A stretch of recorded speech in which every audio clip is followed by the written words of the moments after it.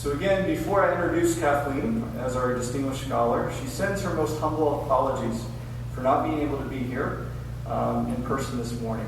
As mentioned, she's recuperating from a medical issue and her doctor's orders not being able to travel. But fortunately, technology allows us to still have her with us, even though it's virtually. So we're going to have some prepared remarks and a pre-recorded video that we'll be able to watch. But before we do that, I want to, many of us know her work already, but just sort of to take it back and reflect a little bit on her work and what she's done for the field of managerial organizational cognition. So Kathleen M. Sutcliffe is a Bloomberg Distinguished Professor at Johns Hopkins University with appointments in both the Carey Business School and the School of Medicine, which actually says a lot about her work.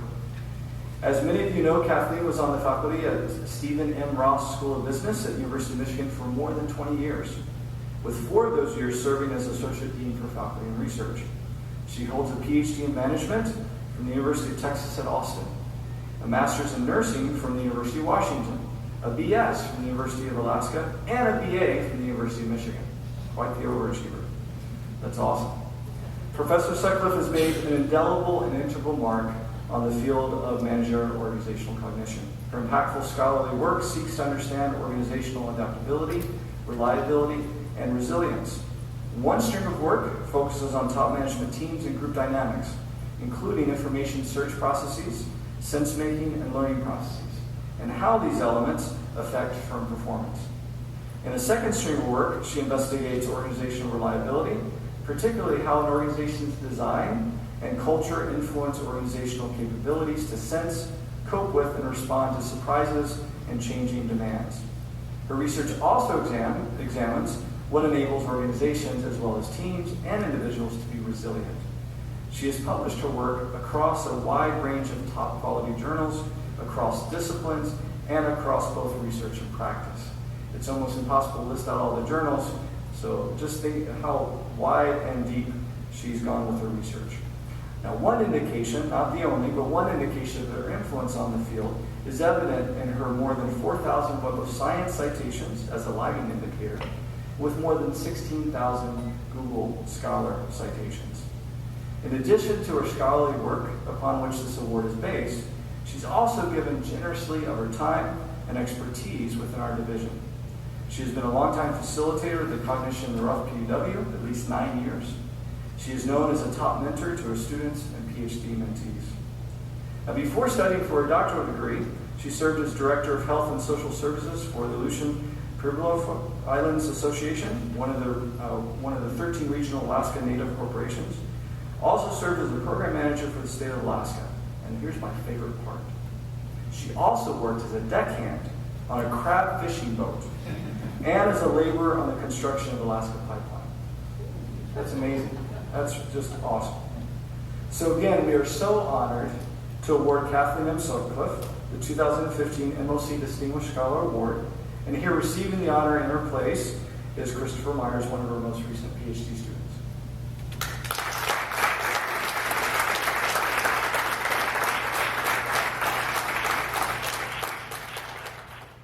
Good morning. I want to thank you for this honor. I'm obviously thrilled and humbled.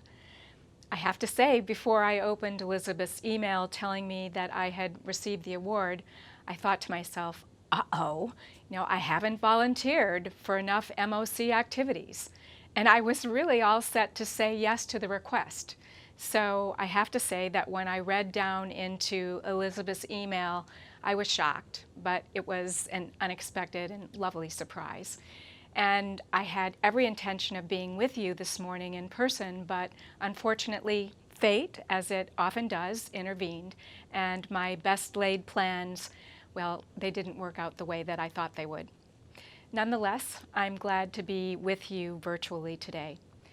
So today, I want to do 2 things this morning. I want to first talk about our scholarship, and particularly our division scholarship in MOC, in the MOC domain. And second, I want to talk a little bit about academic life and its challenges. Over the past several years, I have been reading and thinking a lot about resilience and renewal.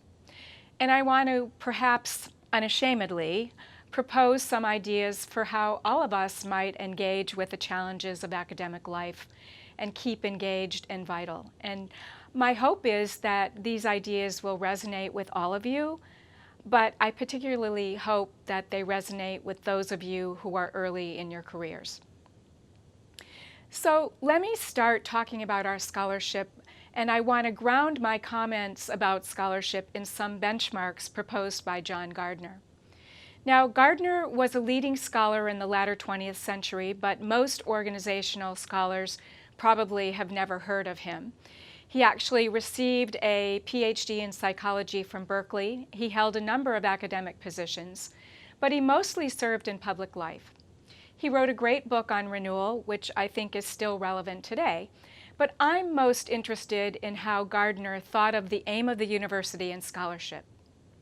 Gardner suggested that the university and its scholarships stands for things that are forgotten in the heat of the battle, heat of the battle, values that get pushed aside in the rough and tumble of everyday living, the goals we ought to be thinking about and never do, questions we lack the courage to ask, and the facts we don't like to face. So let me use that framework to talk about our scholarship. Things that are forgotten in the heat of the battle. I wonder whether in the heat of the battle and in the name of theoretical progress that we have prematurely abandoned attention to older and perhaps mundane cognition ideas. In particular, I'm thinking about the role of perception, the role of selective perception, and the central role that mindsets and beliefs play in processes of cognition, sense-making, and more critically in organizing. Maybe we've assumed that these are settled matters, or we simply take these processes for granted, or perhaps we've overlaid them with more current concepts or theories. There are probably a number of plausible explanations for the relative lack of research in these three foundational areas. I did a quick Google Ngrams analysis, and I compared the terms managerial perception and sense-making between 1956 and 2015. Now, taking managerial perception, between 1956 and 2015, there were two periods during which interest in managerial perception surged. In the early 1970s, I think that was a time when scholars were trying to understand how managers perceive uncertainty. And in the early 1990s, when there was a lot of work in the areas of managerial and organizational scanning. Starting in about the mid-1990s and continuing to today, we see a decline with respect to evidence that managerial perception is kind of showing up in the literature. In contrast, if we look at sense-making, we see a meteoric rise kind of starting in the early 1990s and continuing on to today. A quick review of key journals, of course, affirms these findings. You rarely find anything related to perceiving, but sense-making research shows up repeatedly in our journals. And in fact, we're seeing more and more systematic literature reviews of sense-making. For example, Sally Maitlis and Marlis Christensen's review that was published last year in the Academy of Management Annals, and a review by Jorgen Sandberg and Harry Sukas published this year in the Journal of Organizational Behavior. These critical reviews, I think they do a wonderful job highlighting what knowledge has accumulated in the sense-making domain. And they highlight gaps and they highlight areas for future research. For example, we know that sense-making is triggered by events. They can be minor or major, planned or unplanned. What's common is that these events create a sense of disruptive ambiguity. And generally speaking, it's plausible to think that sense-making occurs through interrelated processes of creation, interpretation, and enactment. But one key problem that has been a concern to me for a while is that most studies don't seem to make a distinction between the creation part of sense-making and the interpretation part. We often treat them as one and the same. So sense-making becomes synonymous with processes of interpretation, and then it ends up all being taken as a process of cognition. I worry that by lumping so much together and doing so much work in the latter parts of the sense-making process, that we've forgotten that there is more to this. There's more in need of understanding. Perception, selective perception, that's kind of called creation in the sense-making literature, I think they're central to sense-making and organizing. And, I do appreciate that we have to take care in creating distinctions, or as Sandberg and Sutcliffe say, in isolating features of sense-making that should be bundled together. But I do think that we need to know more about what influences what people carve out and hang on to. How do events come to be treated as events in the first place? I worry that in the heat of the battle that we've forgotten or overlooked how crucial and foundational perception, selective perception, and mindsets are to organizational life and organizational outcomes. The reason I think this is because, or the reason I think it's such a big deal, I guess I should say, is that Carl Weick and I, in our work on managing the unexpected, our work where we're trying to understand organizational reliability under dynamic conditions, we've found that issues of perception, conception, and understanding often underpin organizational surprises that sometimes turn into crises or even catastrophes. Crises and catastrophes are rarely issues of execution and performance. The problems start long before the chaos arrives, in the small, mundane, everyday details that get left out, ignored, or normalized, details that get miscategorized, or because of deeply held mindsets, details that get misunderstood. We see repeatedly in our work how misperception, misconception, and misunderstanding play a key role in many events, for example, in the Columbia Space Shuttle disaster in 2003. We see these playing a role in the excess pediatric cardiac surgical deaths over a 10-year period in the Bristol Royal Infirmary in the UK. And more recently, we see how these elements played a role in Toyota's slow recognition and response to its unintended acceleration problem. So, to avoid treating sense-making as synonymous with interpretation and cognition, I think we really need to go back to better understand foundational issues. And when we do, we will want to pay close attention to individuals in their context, the roles they play, who they think they are, their identities, the knowledge they draw on when they act, and the ways in which they interact with other people. Michelle Barton, Tim Voges, Teddy DeWitt, and I think we take a step to better understand these early micro moments in sense-making in a recent study of wildland firefighters. Now, we wanted to answer the following question, and that question was, what organizing practices enable frequent and rapid sense-making under dynamic uncertainty? We proposed that performing under dynamic uncertainty requires attention and alertness to emerging and changing details, but it also requires discernment and understanding of what those details mean. We hypothesized that it requires what we called contextualized engagement of organizational actors at different hierarchical levels. We specifically hypothesized that effective performance would be enabled in the presence of two major factors. First, when people on the front lines actively work to hang on to small discrepancies, small contextual details that they're concerned with. We called this seeking anomalies or anomalizing, in contrast to normalizing. And second, when leaders proactively exhibit behaviors aimed at enabling the incorporation of these details in a comprehensive and continuous story. When leaders enable sense-making, and we called this proactive leader sense-making.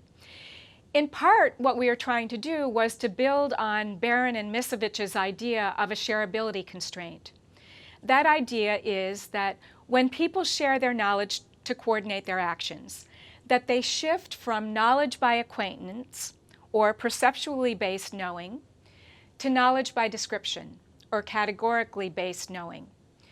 When that happens, people lose details, and so people know less and less. And the goal in managing dynamic uncertainty is really to facilitate conversations of acquaintance rather than conversations edited solely by description. So in our study of over 500 wildland firefighters, we found strong support for our theorizing. The contextualized practices enacted by leaders and frontline workers fueled performance in part because they enabled these firefighting crews to hold on to important discrepancies as situations unfolded, and also to develop a richer understanding of what they faced. In the end, this promoted capabilities to contingently tailor actions to unfolding conditions. So the point of all this is that we might want to keep our eye on whether we've prematurely forgotten some fundamental processes that we may now take for granted, but may not truly understand. We probably all have a sense of the values that get pushed aside or get lost in the rough and tumble of academic life and daily life. If you think about it, and I'm thinking about our research and academic lives, you know, over the past 2 decades, I've thought a lot about the values of our research cultures.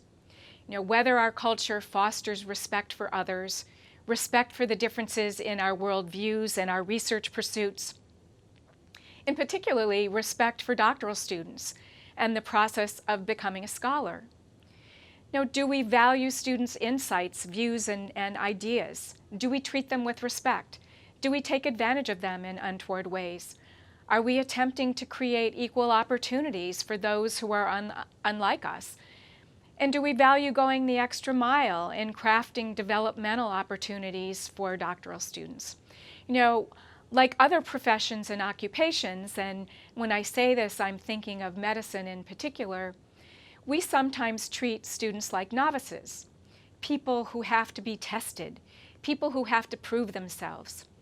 And the problem is that when we treat people like novices who have to be tested, that we sometimes, perhaps inadvertently, create a culture where students are left on their own. And when that happens, I think learning suffers. So the research cultures that I've been part of have sincerely valued student development as well as student autonomy. We valued supporting students' efforts and stepping in before they failed. But in my experience and discussions with doctoral students and other colleagues around the world, this isn't a universal norm, and I think that we should be more conscious of it.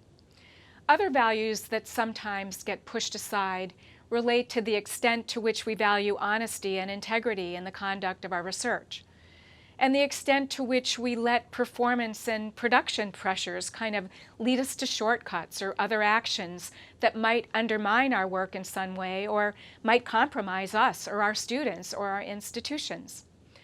Another value that we sometimes push aside relates to valuing the insights of other disciplines and what they can bring to the organization's scholarship table. I know what hard work it is to collaborate with people outside our discipline. I'm working on a couple of projects now with physicians, and I also recently worked on a project with some researchers from the natural sciences, and in fact they were physicists. And it's really hard work. You know, we know experts are subject to the fallacy of centrality, and that's the idea if they don't know about a phenomenon, that it must not be happening. And when you think you're at the center of an information network, well, what does it do? It dampens your curiosity to learn about things outside your discipline. But it also, in my experience, kind of influences how well you might listen to other people, what attention you might pay to the validity of their ideas. But if we're going to make headway on some important issues, for example, an area that I'm investigating right now, how to make healthcare safer, we need that variety. We need the variety that different disciplines bring to the table. You know, I often hear people saying that interdisciplinary work is critical to the achievement of organization studies, but we sometimes don't have the patience or the time or the wisdom or, you know, the insight to engage in the process, so knowledge advancements suffer. One final value that gets slighted in a marketplace for ideas, I think, is the value of careful listening and listening more than we speak. We often want to advocate rather than inquire and listen. Earlier I mentioned issues of perception and conception and their relationship and the shareability constraint, the concern that details get lost when they're converted into common descriptions. When we organize, we can't avoid the loss of information and understanding. But, we can be more deliberate in searching for ways to enrich our discourse. When two people talk to one another, their worlds are different. But as Barbara Charnwaska suggests, there can be no third version of the world that is more correct than these two. There can only be a third version of the world that explains to them why their versions differed. We're all experts in our own world. Without keen listening, continual inquiry, all wrapped up in a context of respectful interaction, there can be no equivalent understanding. So, what goals do we neglect? Much has been written about the increasing irrelevance of organizational studies. And, if you go back and read the first issue of ASQ that was published in the 1950s, I think 1956, you see that the founders of ASQ, they characterized the field's reason for being so as to develop a grand unified theory of administration that could provide a sound foundation for effective administrative behavior. In the mid-1980s, when I began my doctoral studies, there were multiple commentaries on the trade-off between rigor and relevance, and actually many of them were written by Academy of Management presidents, such as Don Hambrick and Jean Bartunek, and even earlier by Fred Luthans and John Slocum. And these scholars asked whether organizational scholars actually had been successful in balancing this trade-off. And the founders of organization science, Dick Daft and Ari Lewin, actually in 1990, they identified the issue of relevance as one motivating factor for starting the journal. So one would have thought that we would have solved that problem by now, but scholars are still paying attention to the rigor-relevance trade-off. For example, Don Palmer and his colleagues did a really nice analysis that was published a couple of years ago in the Journal of Management Inquiry. And you might want to take a look at that. But my own view is that good organization science should reflect a concern both with understanding and use. And I maintain that our research, particularly research in MOC, is critical to understanding and even perhaps cracking some key social problems. And this fact actually is being recognized by people outside our discipline. Let me give you one example. A couple of years ago, Atul Gawande, who is the famous Harvard surgeon, and he's a journalist, and he wrote the book, The Checklist Manifesto, he gave a commencement speech to the graduating students at Williams College in the US. And I had a chance to actually listen to his speech, but it was also highlighted in the New Yorker magazine. And he highlighted in that speech how critical the notion of organizational resilience is, especially to healthcare organizations that want to perform well. I think a lot about organizational resilience and the ways to achieve it, and I think that the ways to achieve resilience in healthcare are central to the domain of MOC, or I guess you could say it the other way around. MOC is central to understanding resilience in healthcare. Let me give you the example. Think about surgery. Although surgery has become relatively safe and routine, healthcare institutions continue to vary widely in their outcomes, especially mortality rates. And of course, you're probably sitting there saying, well, what accounts for the fact that healthcare, organizations differ in mortality rates? Most people would think that the best institutions simply are better at preventing things from going wrong. But that's not the case, actually. That hypothesis has been contradicted by a series of studies from some surgeons I'm working with at the University of Michigan. And in fact, what these surgeons found in a set of studies is that the low mortality hospitals do not do a better job at controlling risks or preventing post-surgical complications. So let me just repeat that. What my colleagues Amir Ghaffari, John Berkmeyer, and Justin Dimmick has shown is that the low mortality hospitals, those are the hospitals with better outcomes, do not do a better job of controlling risks or preventing post-surgical complications. In fact, they found that high and low mortality hospitals experienced relatively similar complication rates after surgeries. What differed, in their words, was the rate at which the high mortality hospitals failed to rescue. Low mortality hospitals were more proficient at recognizing and managing serious complications as they unfolded. Now, I have to admit that I'm not keen on the term failure to rescue. I'd rather think about the opposite, processes of rescuing. I think of rescuing as the proficient recognizing and managing of complications as they unfold. And I consider it to be an instance of a general pattern that my colleagues Carl Weick and Tim Voges and I have labeled mindful organizing. You know, if you think about it, rescuing, whether successful or unsuccessful, involves recursive interactions between kind of perceiving, sensing, interpreting, and updating, and acting in a dynamic unfolding situation. It's a process of discovery. It's a process of discovery carried out under pressures. Pressure from a deteriorating patient, pressure on the relations among members of a treatment team that is generally, not all together, that's diffused throughout the organization. Resilient healthcare is a dynamic, ongoing accomplishment, and organizational cognition, as I said, sensing, creating, sense-making, and enacting are critical. Because the goal is an improved grasp of what may be evolving so that actions and interventions can be tailored to the evolving present. So, we all have questions that we fear. We all have questions that we ignore, questions we overlook, or that we simply lack the courage to ask. And one important question that's been on my mind is, to what extent does the name of our division constrain our research efforts? Now, maybe it does, maybe it doesn't, but the name managerial and organizational cognition suggests a focus on the top, but increasingly, actually, I think the action is really on the bottom. For example, my work with many of my co-authors, including Michelle Barton and Tim Voges and Carl Weick, has shown repeatedly that the cognitions of those on the front lines are critical for picking up on weak signals of organizational vulnerability, and that these cognitions and their associated adaptive actions are crucial for organizational adaptability, resilience, and sustained performance. Perhaps this is captured in the organizational cognition part of our division's name, but perhaps not. In any event, I think processes of cognition are broader than we may be thinking, and they're not just managerial.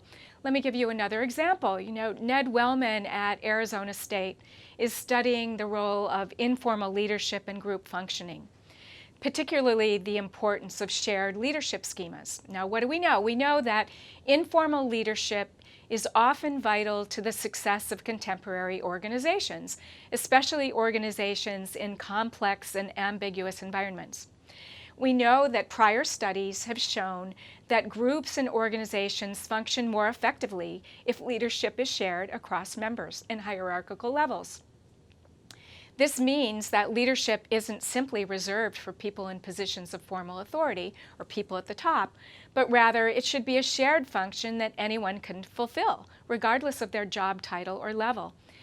Now, the neat thing is what Ned and his colleagues have found in a series of studies is that informal leadership among the group is more likely to emerge when the members of a group hold cognitive schemas that the leadership task should be shared among the members of the group, rather than simply initiated by a single individual. I think this example calls into question, again, the focus on the top or a focus on managers, the focus on managers. So, in fact, I wonder if managers are the constituency with which MOC scholars in particularly want to engage with. And I guess I say that because in the past few months I've come across several commentaries questioning whether people in organizations even identify as managers anymore. And if they don't, well, maybe we need to disinvest in the term. It's really hard to get a good read on the status of management. We know that over the years that it's been lauded, it's been maligned, and a study by Brocklehurst, Gray, and Sturdy that was published a couple years ago in the journal Management Learning, it suggests that people who might be thought of as managers and who in fact hold a formal title of manager do not describe themselves as a manager. In fact, in a sample of 54 executive MBA respondents, not one person self-identified as a manager. They describe themselves as consultants or advocates, professionals, directors, entrepreneurs, change agents, mavericks, and leaders. And this isn't to say that these people were not doing activities that we might think of as managing. In fact, many of them were managing projects. In teasing out some of the reasons for this, the scholars found that the respondents reported that they felt there was in fact a kind of stigma associated with the term manager, both because the activity of managing is no longer rare or distinctive, but more importantly because it connotes something undesirable. In fact, these respondents thought that they would be tainted if they described themselves as a manager. Who knows, maybe it's because the term management conjures issues related to bureaucracy and inflexibility or issues of control.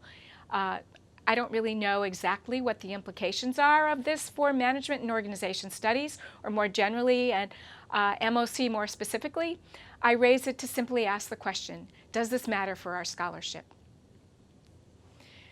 There are probably many key facts that we avoid, and what I'm going to say may be heretical, but one fact that I think we don't like to face as a field is that we really don't know much. We simply don't have much accumulation of agreed upon knowledge that we can transmit to our students, whether they're undergraduates or graduate students or participants in professional education programs.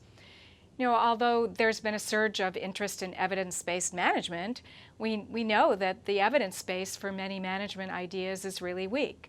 And even where evidence exists, it sometimes isn't firm, and it often overstates the generalizability of the findings.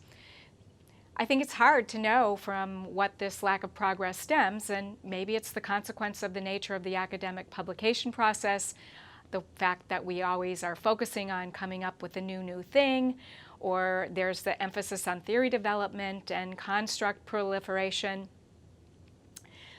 We know there's a lack of interest in replication studies, as many people have said, and maybe most importantly, the lack of empirical testing of the theoretical models that show up in our work. As several scholars have documented over the past decade, the fact is that the vast majority of published ideas in management have been subjected or submitted to no tests at all. And I don't think this is going to change soon. And at the same time, I don't think this means that we cannot progress in a more systematic way. In fact, it seems to me that, especially in the domain of MOC, that we would be well served by paying more attention to mechanisms-based theorizing.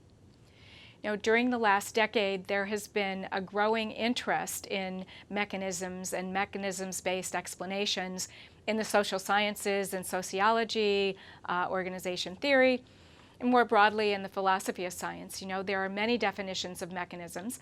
I don't think there's a consensus about what it means. We often use the term mechanism in an offhand way, but the core idea is just the idea that there's an emphasis on explaining something. It's not just specifying a relationship, but it's specifying in detail how the regularities we have observed are brought about. So mechanisms-based theorizing strives to open up that black box to provide a better explanation, which makes it easier to understand and makes our theorizing more relevant. I think that's a long way of saying that, especially in MOC, mechanisms should be at the heart of our theorizing. Just a brief example, a few years ago I wrote a chapter with Carl Weick on information overload. Overload is pretty central to MOC, and it's a domain of inquiry that I fear has not been subjected to many rigorous tests. In fact, you have to conclude that a lot of what we know about overload is really a little squishy. So in our chapter, we came at the problem of overload from an interpretive perspective rather than a computational perspective. And we proposed that information overload is a transitory sensation that's experienced by people as they develop and update schemas to help them better solve problems and perform their work. And we propose that a key mechanism that either lessens or heightens overload is expertise. Through an interpretive perspective, significance, and the significance of data or information really is at the heart of an information overload problem, particularly when people don't know a priori what data from a large data field will be informative. And significance and expertise go hand in hand.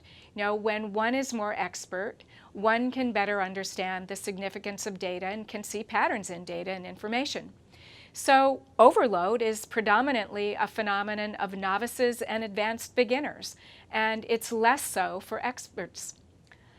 I think paradoxically from this work, what I found is that, it suggests that a learning organization is an overloaded organization. It might also suggest that a learning orientation, which we oftentimes think of as a good thing, is an invitation to overload.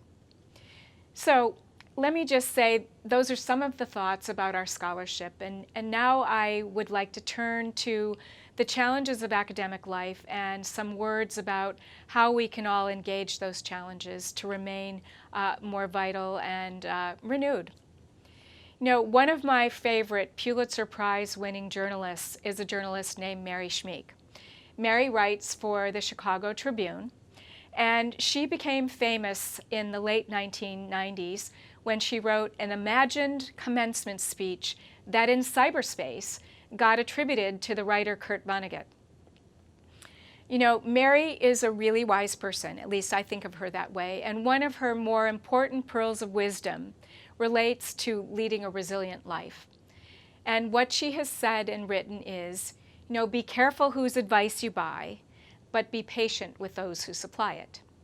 Now, I recount her words because I too am a skeptic when it comes to prescriptions, either giving them or receiving them. But of course, as you can see today, that's not going to stop me. But in the end, I really doubt that I know what is right for someone else or that someone else knows what's right for me. And I'm not the only one who thinks this.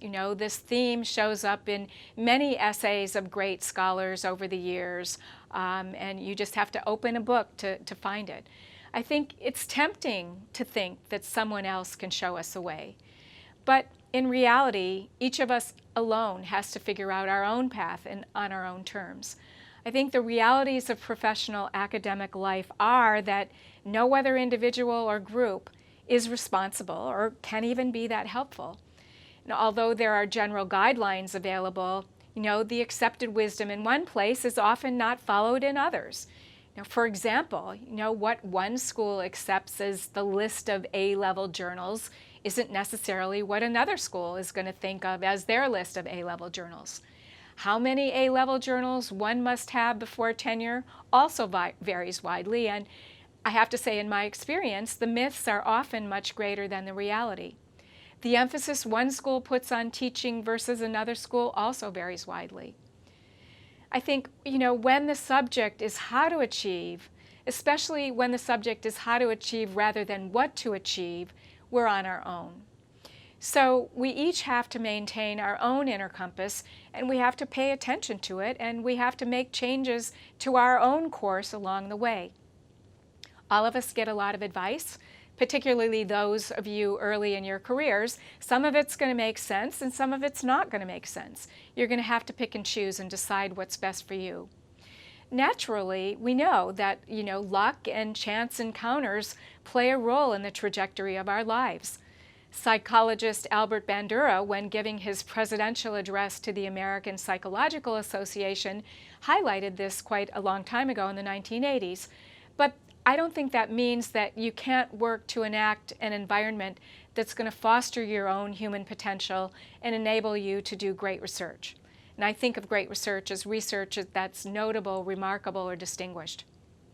So we know that there are many roads to the same end, and we know about equifinality, and we know that there are too many ideas to recount here, but I think there are a few things that you want to keep your eye on as you move forward. So the first thing is intellectual curiosity and deep engagement. All of us probably wrestle with the topics that we find personally compelling and engaging. We know research takes a long time, And in my experience, the best research takes deep engagement with a phenomenon, a wide exposure to many different literatures, oftentimes from outside our discipline, and deep, diverse experiences. My best work, I think, has come from uncertain and fuzzy beginnings, when things were not quite all worked out from the beginning. And it's come from intense engagement and virtual wrestling with ideas, sometimes wrestling with co-authors. In fact, in my first few years out of graduate school, for example, I worked on a paper with Sim Sitkin, and that paper was eventually published in AMR, and it's had a lot of recognition. I remember that we had heated discussions as we went back and forth trying to come to terms with some of our ideas. It was really hard work, but it was exciting, and it kind of kept me engaged and enthusiastic. But it was frustrating, and at times it was exhilarating because we came to a new understanding that we didn't have. Deep engagement's also important in part because if you really care about a domain, if you really care about what you're working on, then it's more likely that you're going to remain committed and passionate about it, and you're going to persist, because you're going to have many rejections and criticisms of your work, and we know that persistence pays off. So you're going to want to keep close to the work, pay close attention to what is exciting and engaging. And we also know that, the more that we're excited and engaged with an activity and the more efficacious we feel with respect to doing it, the more likely that we're going to do it, simply for the inherent satisfaction of doing it. So in a way, learning fuels doing and doing fuels learning. You're also going to want to pay attention to your autonomy and independence. You're going to have to develop your own autonomy and independence. We know in a way that intellectual curiosity and autonomy go hand in hand. You're going to have to develop a thick skin. You're not going to want to always allow others to tell you what you ought to study or how it should be studied. In a way, you have to become indifferent to others' criticism and doubt. And you have to come to trust your own experience. This kind of sounds a lot easier than it is to do in practice. So let me give you a couple of stories to illustrate this.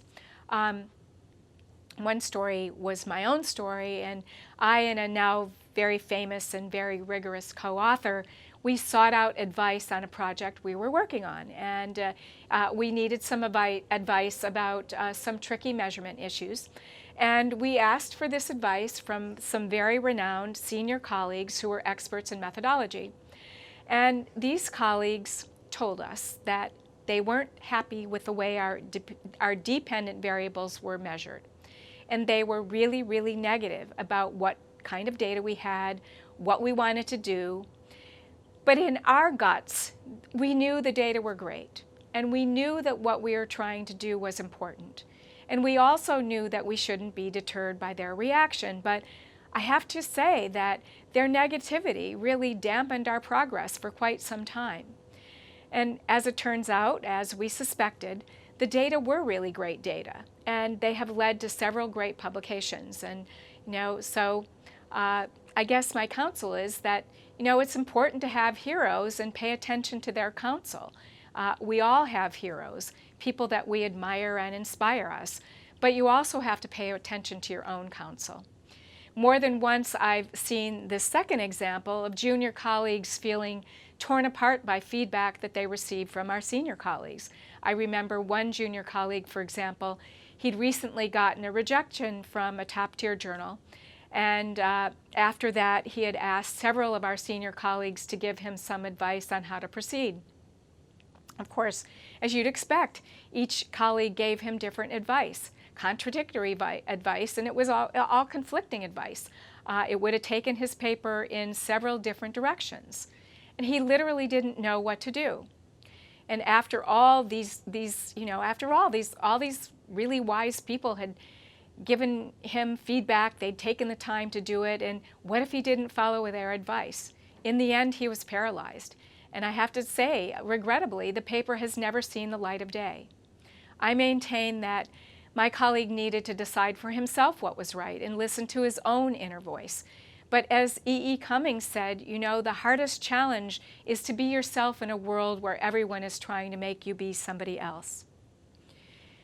You also really need to have rich collaborations and relationships. It may sound as if I just told you one thing and now I'm telling you another. Be autonomous, I say, and now I say, oh, attend to collaborations and relationships. We know that great research requires both. Salutary lives require both. You have to toggle between the two. Much of my work has been collaborative, and I've grown tremendously in those relationships, and I've been able to do things that I would not have been able to do without my collaborators, and vice versa. I think I've enabled my collaborators as well. But it hasn't happened all the time in my collaborations, and I've found through hard experience that, some projects were just plain enervating. It was like pulling teeth to get the project done. I guess my counsel is that you must pay attention to whether the relationship is energizing or enervating. And if it's enervating and more work than not, then you have to cut loose. You're also going to want to give praise to your collaborators. It pays off in the end. We know that small politenesses have huge consequences. And of course, most of all, you're going to have to attend to the relationships in your personal life. Pay attention to family, find friends. Academe, especially in your early years when you're getting your work into the net, means a lot of hard work and a lot of sacrifice.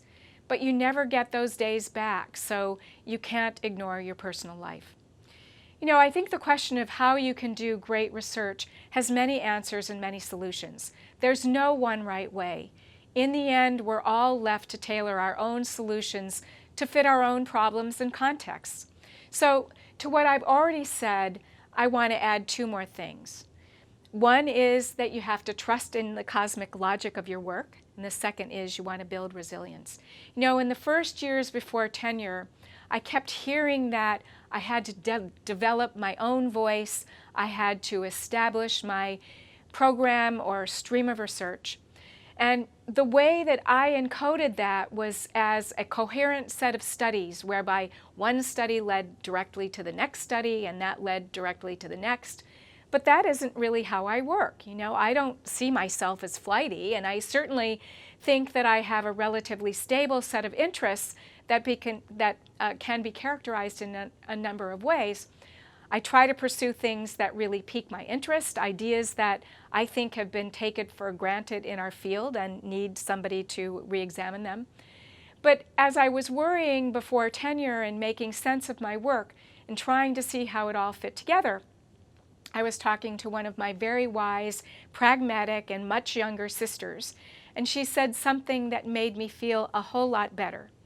And I think about this a lot, and she said, even if others can't see the predominant pattern to your work, there has to be a cosmic logic for what you've done.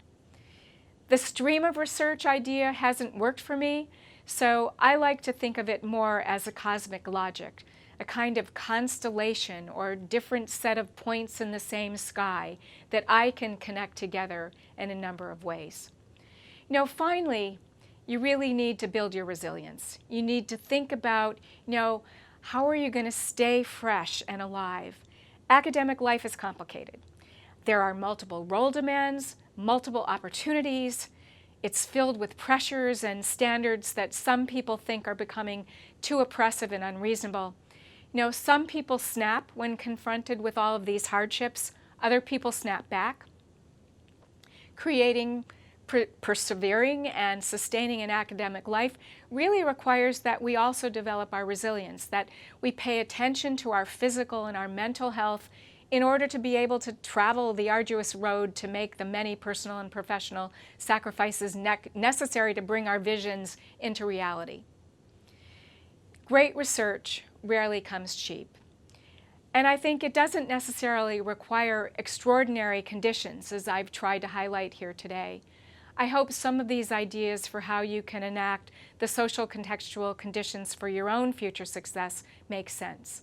How you can persevere, how you can endure through multiple and competing demands and slights and various disappointments, and how you can sustain your enthusiasm and energy for work and life in the long term. So I'm going to stop there. Again, I want to thank you for this honor and the opportunity to speak to you today in this kind of weird way. I'm very disappointed that I'm not there in person. The annual meetings for me have always been a source of energy and renewal, and I can only imagine the excitement of the conference. I wish you all the best conference ever, and I hope our paths cross again in the future.